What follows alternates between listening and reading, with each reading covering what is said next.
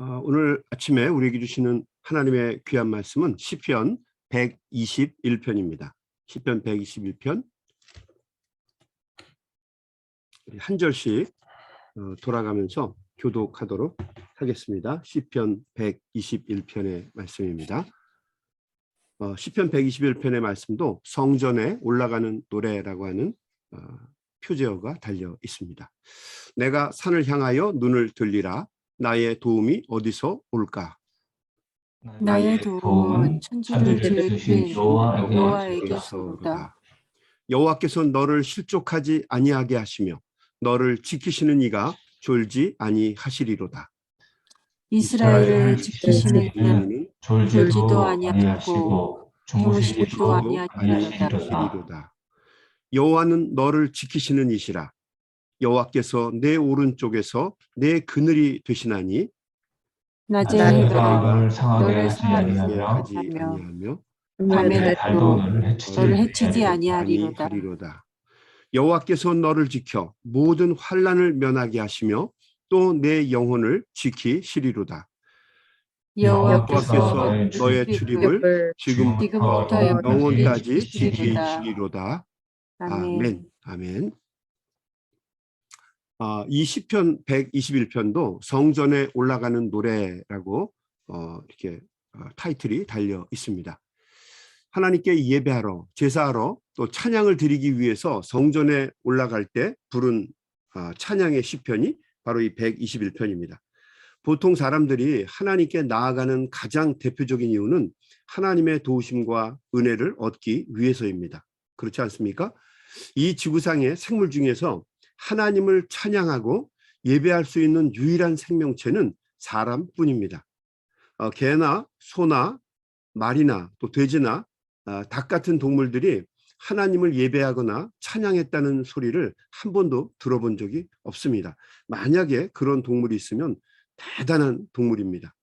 밥 먹기 전에 개가 감사 기도를 하는 경우가 없고 또 소나 말이 자기 전에 하루를 되돌아보면서 반성의 묵상의 기도를 드리는 경우가 없습니다. 이것은 오직 사람만이 할 수 있는 신앙 행위입니다. 그래서 사람을 호모 아도란스, 예배하는 존재로서의 인간, 찬양하고 송축하는 존재로서의 인간이라고 부릅니다. 호모 아도란스. 사람은 만물의 영장입니다. 하나님으로부터 영을 받은 유일한 존재이기 때문에 사람만이 하나님을 예배할 수 있습니다. 그런데 사람에게는 또한 하나님을 떠나서 홀로 서기를 하려고 하는 실존성, 독자적인 죄성이 강하기 때문에 좀처럼 사람은 하나님을 예배하려고 하지 않습니다. 사람은 그러니까 두 가지 측면이 있는 거죠. 호모 아도란스, 예배하려고 하는 속성이 있고 또 하나님을 떠나서 자기를 예배하려고 하는 실존성, 이 두 가지가 항상 공존한다는 거죠. 예나 지금이나 여러분 사람은 똑같습니다. 그런데 사람이 하나님을 찾게 되는 순간이 있습니다. 자신의 힘과 능력으로는 도무지 극복할 수 없는 큰 시련과 장애를 만나게 되었을 때 사람은 반드시 하나님을 찾게 되어 있습니다. 왜냐하면 하나님으로부터 만들어진 존재이기 때문에 그렇습니다. 우리 아기들이 엄마 아빠 필요 없는 것처럼 살다가 넘어지거나 다치고 그러면 곧바로 어머니를 찾죠. 여러분, 이것을 우리는 한계 상황이라고 부릅니다. 한계 상황을 만나게 되면 사람은 언제나 하나님의 도우심과 은혜를 찾게 됩니다. 절대자, 전능하신 하나님이 도와주시지 않으면 자신이 일어서거나 회복될 수 없을 때 사람은 언제나 하나님을 찾게 되어 있고 또 하나님을 예배하게 되어 있고 도우심과 은혜를 간구하게 되어 있습니다. 한 사람도 예외가 없습니다. 그런 의미에서 세상에 비신앙인은 단 한 사람도 존재하지 않습니다. 누구나 시간의 문제이고 정도의 차이일 뿐이지 사람은 살면서 언제든지 하나님의 도우심을 간구하는 순간을 맞이하게 되어 있습니다. 이 시편 121편도 하나님의 도우심과 은혜를 간구하는 예배자의 가장 대표적인 간구의 시편 중에 하나입니다. 1절 말씀부터 같이 한번 묵상을 하도록 하겠습니다. 내가 산을 향하여 눈을 들리라. 나의 도움이 어디서 올까? 나의 도움은 천지를 지으신 여호와에게서로다. 자신이 감당할 수 없는 큰 태산과 같은 시련과 고통 앞에서 그 태산보다 더 크고 위대하신 하나님을 향해 하나님만이 나의 도우심이라고 고백을 하고 있는 것입니다. 여러분, 도무지 감당할 수 없는 태산 같은 큰 산을 바라보는 마음을 아십니까?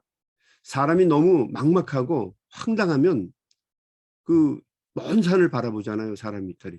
뭐 옛날 사람들은 뭐 그 북망산이었다고 그러는데 그건 뭐 좀 너무 좀 그렇고요. 아무튼 사람은 너무 막막하고 답답하면 눈을 들어서 그냥 먼 산을 바라봅니다. 아마 이민 생활을 하시면서 그런 경험들을 여기 있는 누구나가 다 한두 번은 다 경험하셨을 겁니다. 목사님, 나는 한두 번이 아니라 요즘에도 자주 바라봅니다. 뭐 그런 분이 있을지 모르겠는데요. 먼 산을 바라보면서 한숨을 쉬죠. 그게 너무 심하게 되면 뭐 인생을 접기도 합니다. 산을 바라보는 마음이 얼마나 답답하고 얼마나 고통스럽겠습니까? 재미있게도 1절과 2절은 그 시점이 1인칭으로 되어 있습니다. 주어가 나입니다. 나. 내가 먼 산을 바라보면서 너무 답답하니까 산을 바라봅니다. 그리고 나서 하나님을 찾고 하나님을 고백하게 되는 거죠. 여러분, 교회는 사람들이 이 고백을 할 수 있도록 돕기 위해서 존재하는 신앙 공동체입니다. 우리 신앙인들도 세상 사람들이 이 고백을 할 수 있도록 도우려고 노력을 합니다. 이것이 세상의 빛과 소금의 역할을 감당하는 가장 대표적인 방법입니다. 뭐 교회가 사람들에게 뭐 돈을 주고 물질을 주고 또 여러 가지 세상적인 도움을 주려고 노력하는 것, 물론 그것도 중요하죠. 그러나 교회가 줄 수 있는 빛과 소금의 역할을 감당할 수 있는 가장 대표적인 방법은 그들이 하나님을 찾을 수 있도록 도와주는 것입니다. 왜냐하면 하나님보다 더 큰 도움이 없기 때문이죠. 여러분, 동의하시나요? 네, 그렇습니다. 하나님이 최고의 힘이고 능력이고 도우심이기 때문에 교회와 또 우리 그리스도인들은 사람들이 그 하나님을 찾을 수 있도록 도와주는 것이 빛과 소금의 역할을 감당하는 최고의 방법입니다. 세상 사람들이 이렇게 1절과 2절처럼 하나님만이 나의 큰 도움이시고 나의 환난 날의 피난처이십니다 고백할 수 있도록 만드는 것보다 더 크고 더 멋있는 일이 없습니다. 3절부터 8절까지의 말씀을 보게 되면 이번에는 시점이 3인칭으로 되어 있습니다. 1절과 2절은 1인칭이고 내가 고백하는 거고요. 3절부터 8절까지는 3인칭으로 되어 있습니다. 그래서 그러니까 시편의 기자가 예배하는 사람을 향해서 선언하는 방식으로 기록이 되어 있습니다. 너가 어떻게 될 것이다. 그래서 3자적인 관점에서 이야기하고 있죠. 한번 같이 볼까요? 3절. 여호와께서 너를 실족하지 아니하게 하시며, 그죠? 내가 너로 바뀌었습니다. 너를 지키시는 이가 졸지 아니하시리로다. 이스라엘을 지키시는 이는 졸지도 아니하시고 주무시지도 아니하시리로다. 여호와는 너를 지키시는 이시라. 여호와께서 내 오른쪽에서 내 그늘이 되시나니 낮의 해가 너를 상하게 하지 아니하며 밤의 달도 너를 해치지 아니하리로다. 여호와께서 너를 지켜 모든 환난을 면하게 하시며 또 내 영혼을 지키시리로다. 여호와께서 너의 출입을 지금부터 영원까지 지키시리로다. 하나님께서 너를 실족하지 않도록 지키시고 보호하신다는 선언입니다. 졸지도 주무시지도 않으시고 눈동자와 같이 너를 지켜주신다는 겁니다. 하나님이 우리를 오른쪽에서 그늘이 되어 주시고, 그러니까 그림자처럼 우리를 도와주시고 항상 임마누엘이 되어 주신다는 거예요. 지켜주신다는 말씀입니다. 낮의 해와 밤의 달이 상하지 못하도록, 해치지 못하도록 보호해 주시겠다는 겁니다. 모든 환난을 면케해 주시고 영원까지 보존하도록 함께해 주신다는 겁니다. 그것도 지금부터 영원까지, 오래까지 지켜주시고 보호해 주신다라고 이야기를 해 주십니다. 여러분, 기독교나 불교나 둘 다 똑같이 일치하는 세계관이 있습니다. 뭐 많이 다르겠죠. 근본적으로 다른데 근본적으로 다르지만 똑같이 일치하는 세계관이 있어요. 그게 뭐냐면 불교는 인생을 고해의 바다라고 봅니다.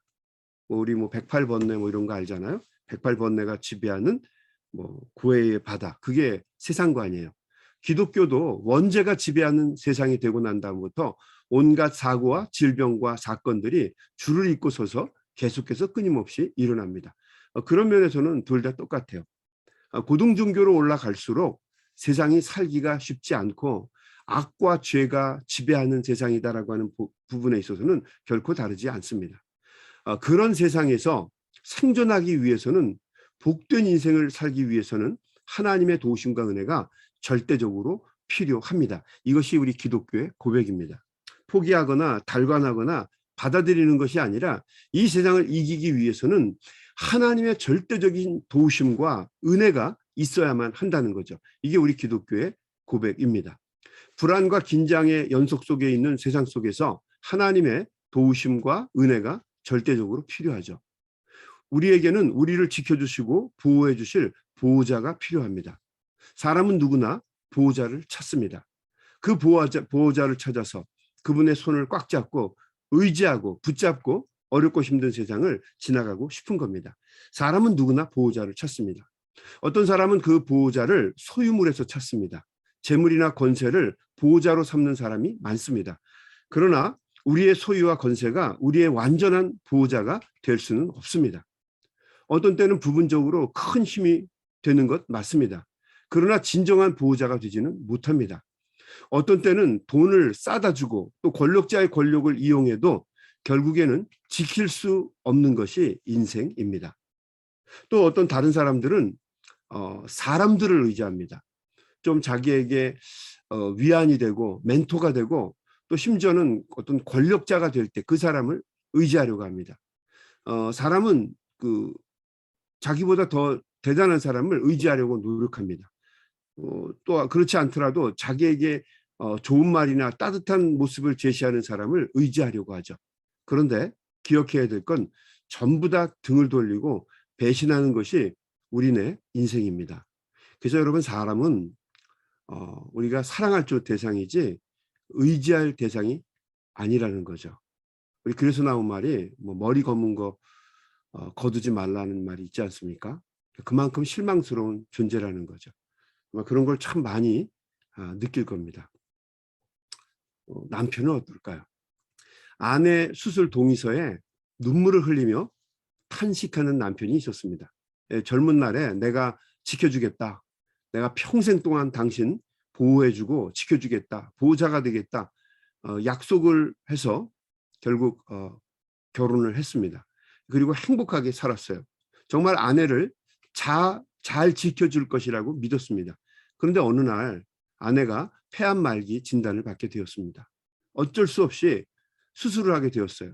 그래서 의사가 환자의 보호자인 남편, 자신에게 와서 수술 동의서에 사인을 하라고 말을 합니다. 이게 마지막 단계잖아요. 잘못돼도 고소하지 않겠다, 뭐 이런 겁니다. 책임지겠다라고 하는 보호자의 사인이에요. 의사 선생님이 종이를 이렇게 남편에게 주면서 보호자 사인하셔야 수술합니다. 그러자 남편이 눈물을 흘리면서 자기 자신에게 이렇게 얘기합니다. 마누라 하나 지켜주지 못하고 병들게 만든 내가, 아내를 위해 아무것도 해줄 수 없는 내가 무슨 보호자는 얼어 죽을 보호자, 그러면서 탄식을 했다는 거죠. 여러분, 사람은 엄밀하게 말하면 나 자신도 못 지키고 남도 못 지킵니다. 그게 사람의 모습이에요. 사람은 우리의 보호자가 될 수 없다는 이야기입니다. 또 어떤 사람들은 미신이나 우상을 우리의 보호자로 삼는 사람들도 있습니다. 사람이나 물질이 보호자가 되지 못하니까 다른 것을 찾았는데 그것이 바로 우상입니다. 배운 사람이든 배우지 못한 사람이든 다 똑같습니다. 이번에 한국에 대선을 하면서 가장 사람들이 많이 이야기했던 캐치프레이즈 중에 하나가 뭐냐면 우상을 섬기는 대통령을 뽑지 말자는 거였어요.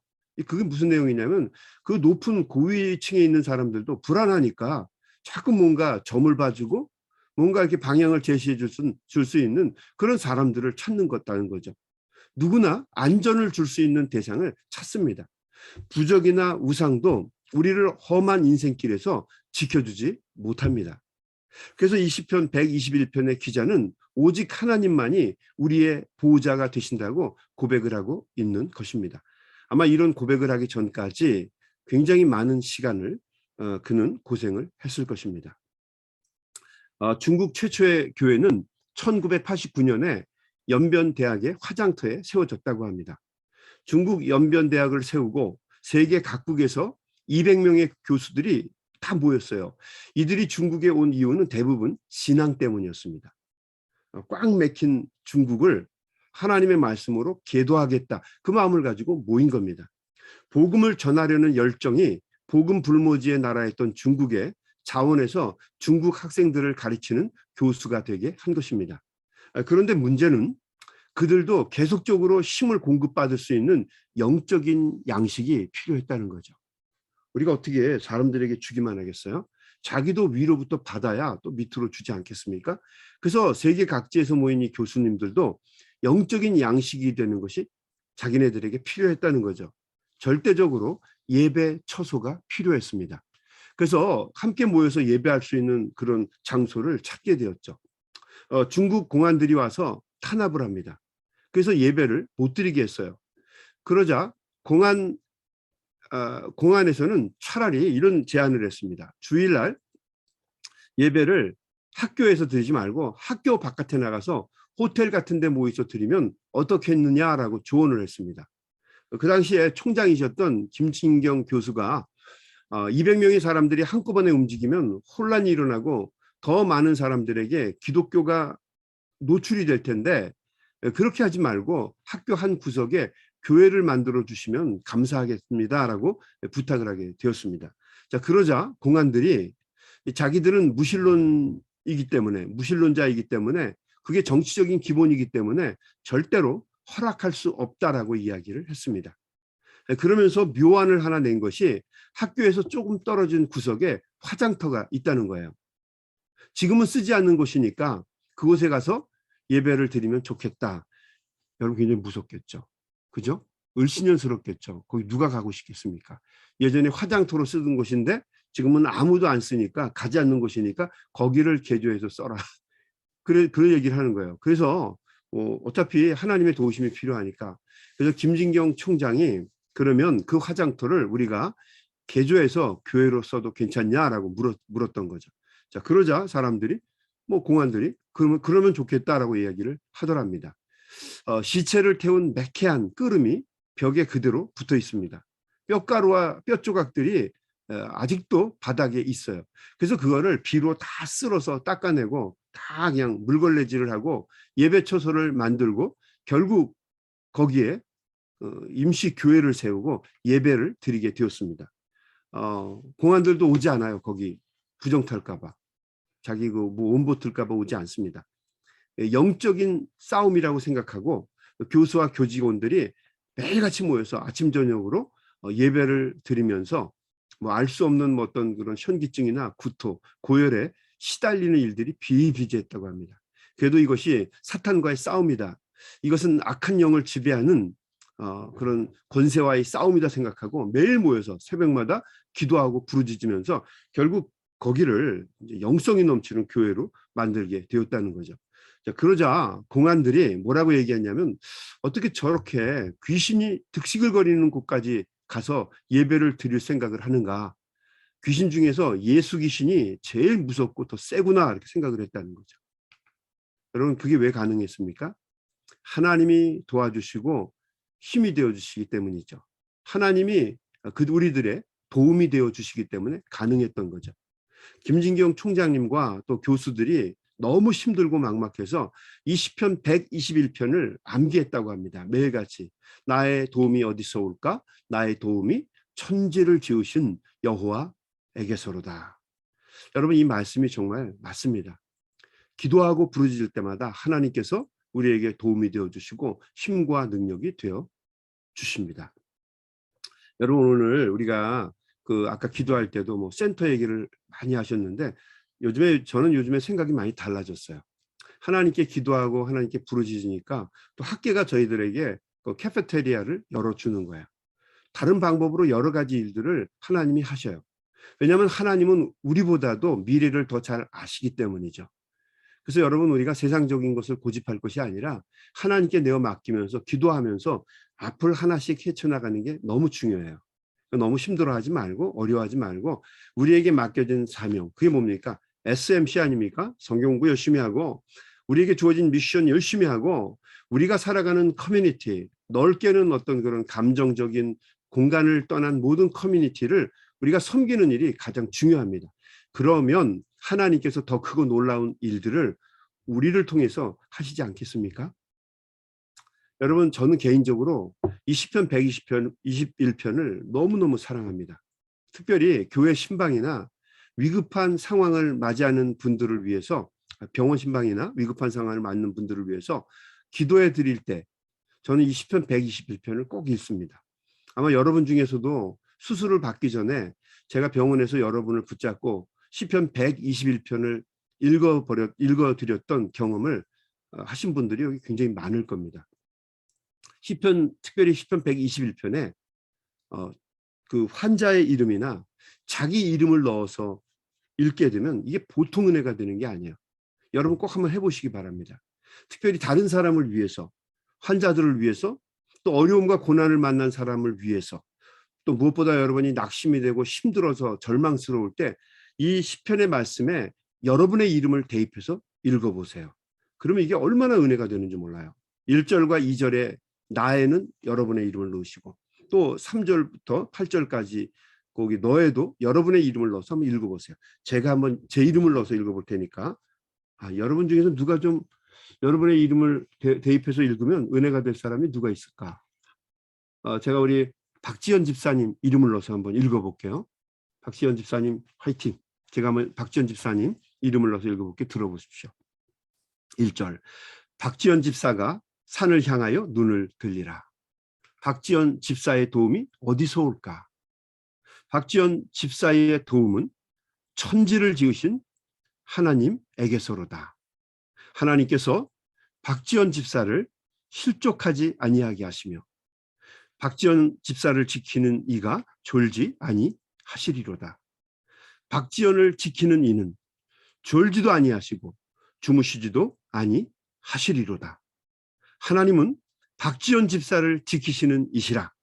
하나님께서 박지연 집사의 오른쪽에서 박지연의 그늘이 되시나니 낮의 해가 박지연을 상하게 하지 아니하며 밤의 달도 박지연을 해치지 아니하리로다.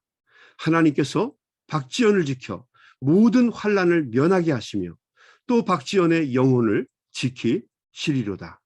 하나님께서 박지연의 출입을 지금부터 영원까지 지키시리로다.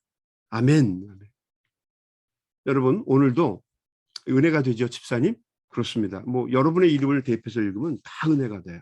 여러분, 오늘도 우리의 보호자, 피난처, 힘과 능력이 되시는 하나님을 붙잡고 그분을 부르짖고 기도하는 가운데 세상에 나아가셔서 승리하시는 우리 소명의 가족들이 다 되시기를 주님의 이름으로 간절히 축원합니다.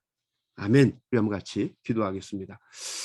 하나님 감사합니다. 오늘도 시편 121편의 말씀을 통해서 힘을 주시고 깨우침을 주시고 능력 주시니 감사합니다. 나의 도움이 어디서 올까? 나의 도움이 천지를 지으신 하나님께로부터 옵니다. 우리의 고백이고 우리의 힘과 능력입니다. 오늘도 그 하나님 붙잡고 우리가 답답한 가운데 하나님께 부르짖는 것 있으면 해결받는 귀한 시간 되게 해주시고, 특별히 우크라이나의 전쟁으로 인해서 고통받고 어려움 당하는 우리 형제들을 위해서 간절한 마음으로 기도할 때 하나님의 도우심이 있게 하시고, 우리의 심중에 품은 생각 가지고 간절한 마음으로 기도할 때에 하나님의 은혜와 능력을 체험하는 귀한 아침이 될 수 있도록 도와주시옵소서. 예수님의 이름으로 간절히 기도 올리옵나이다. 아멘. 아멘. 우리 시간 다 같이 간절한 마음으로 기도하는 가운데, 소리내서 기도하는 가운데 세상으로 나아가시겠습니다. 자, 우리 소리내서 기도합니다. 하나님 아버지 감사합니다. 오늘도 우리